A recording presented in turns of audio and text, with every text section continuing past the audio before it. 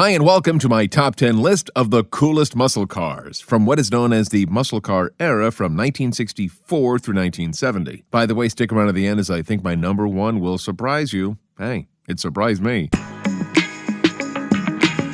Now, we could argue that there were muscle cars before 1964, but for the sake of this list, let's agree to disagree that the muscle car era began in 1964 with the introduction of the Pontiac GTO and went out with a bang in 1970, the year before compression ratios started dropping. Number 10.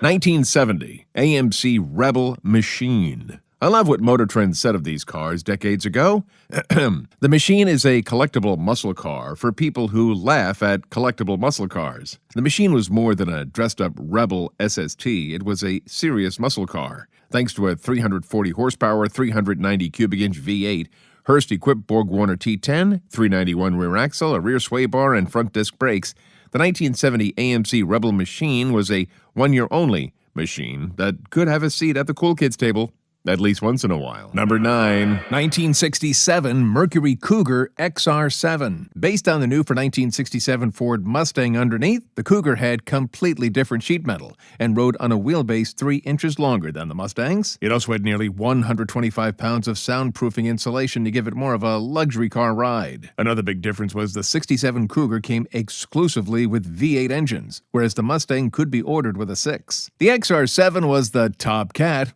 Sorry. And came with a special console, a walnut shift knob, a simulated leather-wrapped steering wheel, and a power sunroof. The 1967 Mercury Cougar was so popular they accounted for around 40% of all Mercury sales for 1967.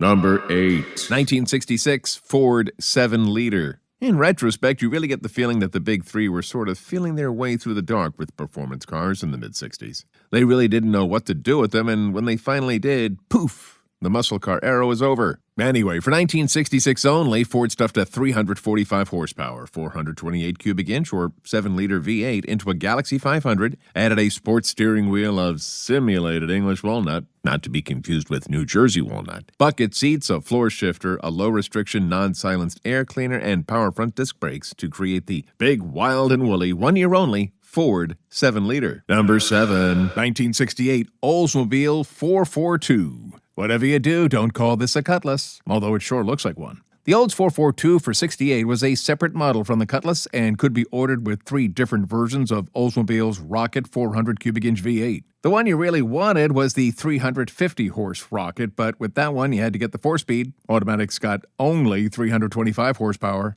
You could even get a cruising package 400 that made only 290 horsepower, came with a 2-barrel carburetor, an automatic, and a 256 rear axle. Hey, not all muscle cars were fast. The 68 in this 1984 video for Chicago's Stay the Night appears to have an automatic, although there's scuttlebutt there were 2 cars used. One of them supposedly had a 4-speed. Ingrid Anderson, the actress who plays Peter Cetera's love interest in the video, loved the car, or cars, but she said they slowed down production because they kept breaking down.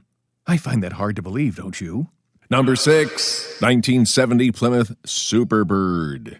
Of all these cars, there's no one perhaps more cartoonish than one of these things. Its kooky name doing it no favors either. Akin to wearing a football uniform when shopping at Home Depot, the one-year-only Plymouth Superbird really was a then-current Plymouth Roadrunner, which itself was a Plymouth Satellite on steroids, with a rubberized nose and gigantic rear spoiler from the Plymouth used in NASCAR racing for 1970. NASCAR's homologation requirement demanded that vehicles to be raced must be available to the general public and sold through dealerships in specific minimum numbers. For 1970, NASCAR raised the production requirement from 500 examples to 1 for every 2 manufacturers' dealers in the United States. In the case of Plymouth, that meant having to build 1,920 Superbirds. Due to increasing emissions regulations combined with insurance spikes for high-performance cars and NASCAR's effective ban on aero cars, 1970 was the only production year for the Plymouth Superbird. Number 5. The one that many people believe started it all, although if you want to split pinstripes, the 64 GTO was hardly the first muscle car. But I digress. Legend has it that then Pontiac general manager John DeLorean and his wascally team sneaked the GTO past GM bigwigs' edict that an intermediate-sized car could not have a standard engine larger than 330 cubic inches by making the 389 cubic inch engine from the full-size Bonneville optional.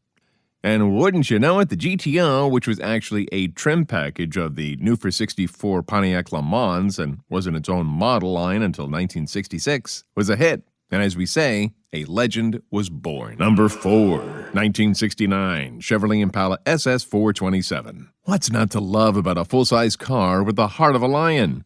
Well, apparently lots, as big cars with hairy high-performance engines never sold well, and by the end of the 60s, they were all but gone. Blame insurance company surcharges as much as anything for that, as they zapped anything they construed as a performance car with a monster tariff. 1969 was the last year for my favorite of the big performance cars, and the Impala SS went out in style. In base form, the L36 427 cubic inch V8 had 10.251 compression, hydraulic lifters, and dual exhausts, helping it to make 390 horsepower and 460 foot-pounds of torque. Now, granted, those are gross ratings and not net, but they're still pretty impressive. There was an even stronger 427 that was rated at 425 horsepower.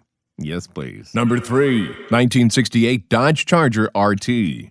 Now, who knows what Dodge was smoking when they came out with that weird slanty roof Charger in 1966 and 7, but all was forgiven in 1968 when they came out with these swoopy beauties. The ugly duckling became a swan seemingly overnight. Although perhaps a little more than a then-current Dodge Coronet with a fancy rear roof, the Charger RT could be stuffed with Chrysler's legendary 426 Hemi. If you ask me, though, I think the 440 was a better choice. Fun facts: 1968 and 1969 Dodge Chargers were the vehicle of choice for Bo and Luke Duke on the Dukes of Hazzard. You can tell a 1970 Charger from a 68 or 9 because they don't have the flying buttress rear roofline. Number 2, 1970 Chevrolet Chevelle SS 454. I know, and cliched as it may be, there is something about these cars, in any guise actually, I find alluring.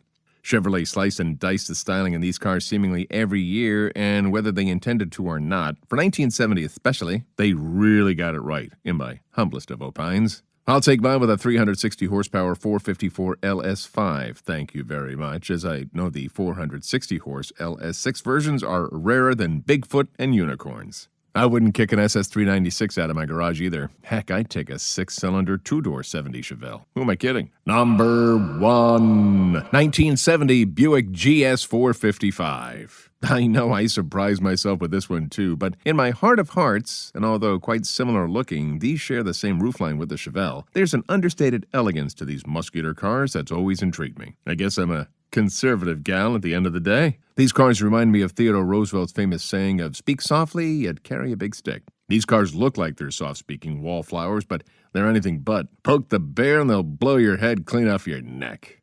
Metaphorically, of course. In these cars, Buick's new for 1970 455 cubic inch V8 made 360 horsepower and 510 foot-pounds of torque.